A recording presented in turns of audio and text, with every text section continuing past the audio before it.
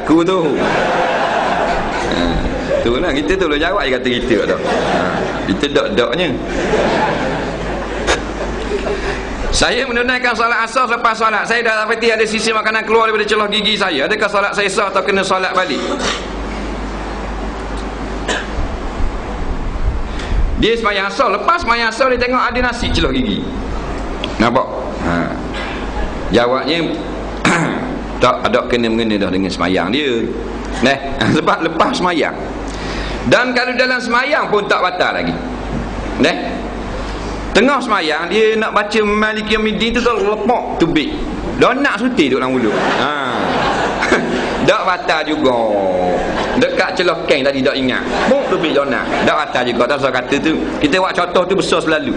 Sebab kalau buat contoh nasi kada gigi kata dah kalau besar ada nasi, bahan dah nak suti. Duduk dalam mulut. Tak batal. Yang batalnya yang membatalkan puasa. Apa batal puasa? Menelan makanan sedang sembahyang. Batal. Jadi kalau ada nasi dalam mulut tengah sembahyang, sunat ludah. Sunat ludah. Kalau di rumah atau atas tanah, ludah belah kiri. Tu biar keluar gitu. Dalam masjid jangan ludah. Ludah dalam kocek. Ada nasi, tu boleh kocek. Dah ulama sebut dalam kitab mereka. Ataupun di lengan baju ni.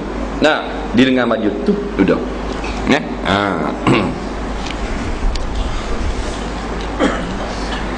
Apa hukum seorang wanita berchatting dengan bukan mahram? Takkan hanya sebagai kawan lama sekolah dulu hanya bertanya khabar.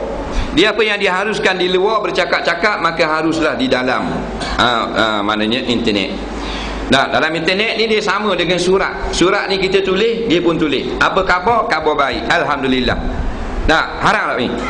Tak haram lah. Dia benda hajat sahaja. Dia ni kita kena dia tanya khabar saja. Jangan lebih daripada tu.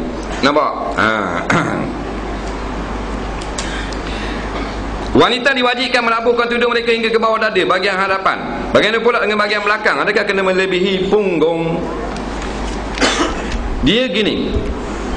Yang tujuannya melabuhkan dibab sampai ke dada itu kerana nampak dada, bentuk dada.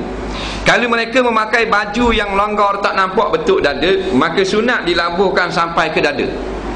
Baju je ni gelebel tak nampak bentuk dada. Maka sunat saja jatuhkan dibab ke atas dada. Jenis hak tak nampak betul dada, baju gelebel gitu. Baju besar. Tapi kalau baju kurung, tiup angin nampak betul dada, maka di jubah jenis kemeja ketat atau nampak dada, wajib dibak tu jatuh ke bawah daripada dada sebagai tudung yang menudung. Nampak? Maka bahagian belakang pula, nampak? Jikalau pakaian mereka itu nampak bentuk punggung, wajiblah kena tudung, maknanya sampai ke melebihi punggung, bulatan punggung. Kalau pakaian dia itu tidak menampakkan bentuk punggung, tak wajib labuh sampai ke punggung. Cukup sampai atas belakang saja, lepas bahagian tekuk. Nampak?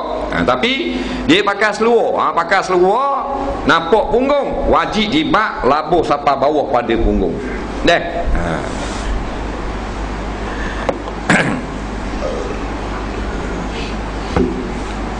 Soalan seterusnya.